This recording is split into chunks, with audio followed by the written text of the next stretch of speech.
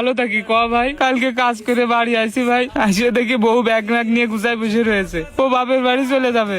মার মুখের দিকে তাকানো যাচ্ছে না। মার সাথে যে অনেকবার কথা কলাম, মা আমার সাথে কথা বলে না। ভাই আমিও তো মানুষ। আরে ভাই, শুধু তুই না রে ভাই, এরম সমস্যায় আমাকে বাংলাদেশে হাজারো পুরুষ ভুগ দিয়েছে। এই বউরে ভালো রাখতে গেলে মারে ভালো রাখা যায় না, মারে ভালো রাখতে গেলে বউরে ভালো রাখা যায় না। তাই বলে তুই মৃত্যুরে বাইসে নিচ্ছিস শান্তি খুঁজতি রে। মরলি কি তুই ভালো থাকবি? শুধু তুই না, প্রত্যেকটা পুরুষের এই সমস্যা ভাই।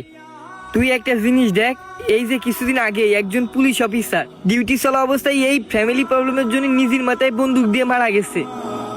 ভাই শুধু তুই আমি না, কিছুদিন আগেই তো দেখলাম এক তরমুজ বিক্রেতার কাছে ছুরি নিয়ে নিজেই ওই ছুরি দিয়ে নিজেই পুরুষ আঘাত করে মারা গেছে। ভাই এই সিদ্ধান্ত নিস নে, এই ভুল করিস নে। তুই এই যে স্বেচ্ছায় যে প্রাণ দিতে যাচ্ছিস নে, আল্লাহ এই ধরনের মানুষের কিন্তু কখনো ক্ষমা করে না।